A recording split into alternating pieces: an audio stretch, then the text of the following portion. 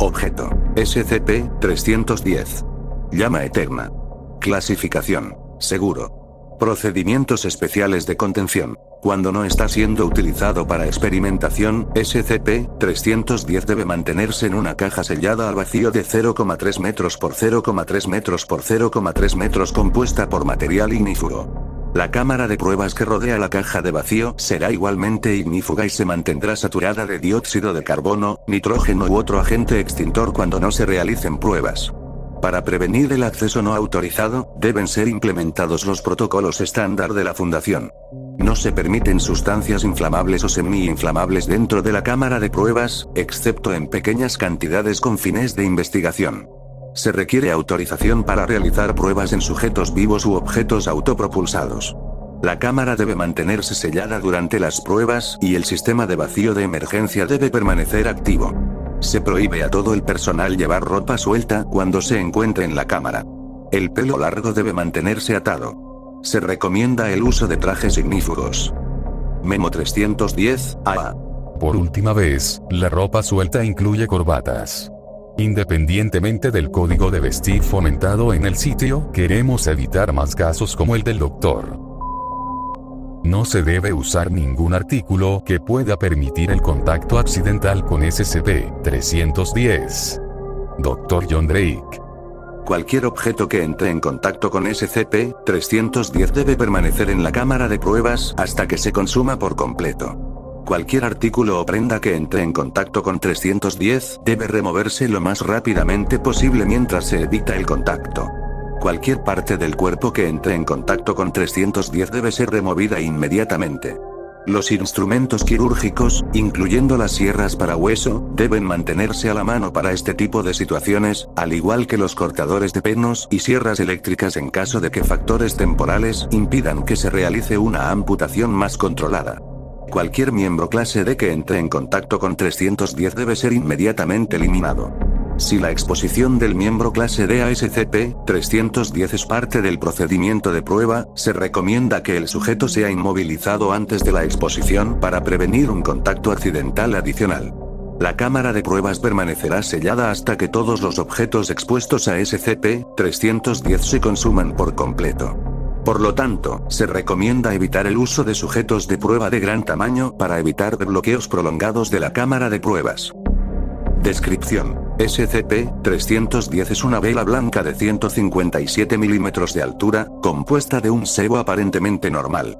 SCP-310 es un cilindro sin ninguna rotulación de 33 milímetros de diámetro con punta cónica, de la cual emerge una mecha de 7 milímetros. Cuando no se encuentra en un medio libre de oxígeno, la mecha produce una llama estable de 24 milímetros de altura. Esta llama se puede extinguir a través de medios convencionales: privación de oxígeno, inmersión en fluidos no inflamables, aplicación de un flujo de aire repentino e intenso. Sin embargo, al eliminar el factor inhibidor, la llama reaparece inmediatamente, comportándose como una vela mágica estándar. En la base de la mecha, una pequeña cantidad de sebo se derrite, pero no es consumido por la llama. Incluso durante el período más largo fuera de la contención. Días desde el D hasta el D. Debido a los sucesos de datos borrados, en ningún momento durante esas semanas se observó que disminuyera la cantidad de sebo ni la altura total de SCP-310.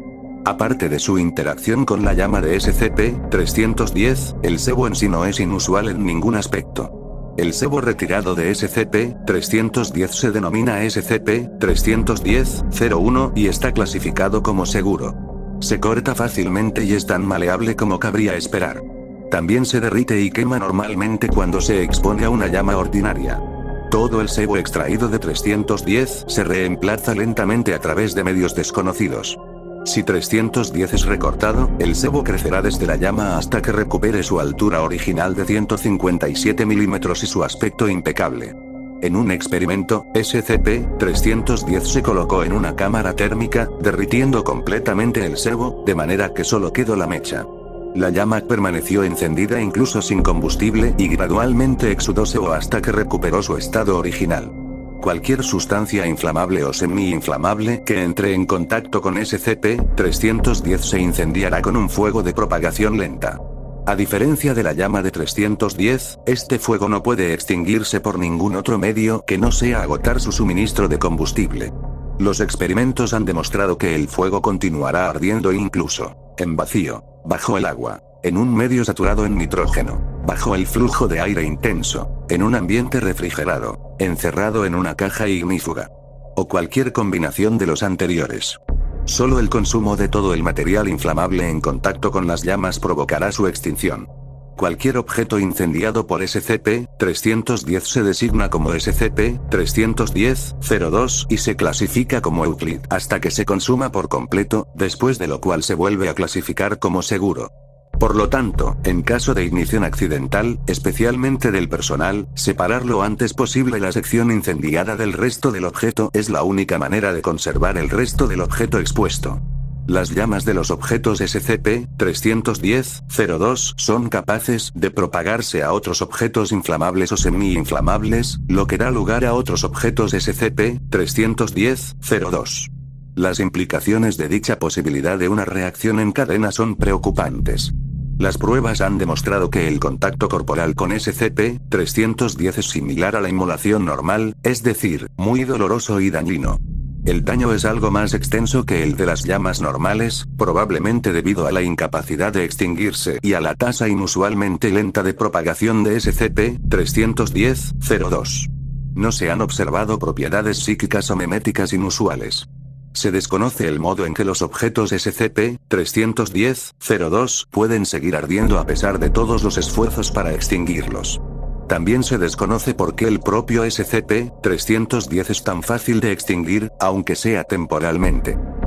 Recuperación. SCP-310 fue recuperado de las ruinas carbonizadas de una aldea a las afueras de Reino Unido. La naturaleza aislada del sitio es probablemente responsable de la contención del incendio resultante, el cual los bomberos combatieron sin éxito durante 8 horas antes de abandonar los edificios en llamas. En la investigación subsiguiente, 7 personas murieron, ya sea por contacto con SCP-310 o por contacto con otras víctimas. El evento llamó la atención de la Fundación y SCP-310 fue recuperado sin incidentes, debido a las medidas de precaución tomadas por el agente. En base a evidencia existente. Una investigación posterior del sitio reveló que se estaba utilizando como datos borrados.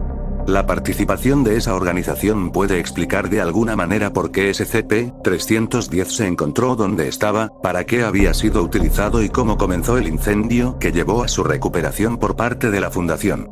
Sin embargo, la pregunta sobre el origen de SCP-310 permanece abierta.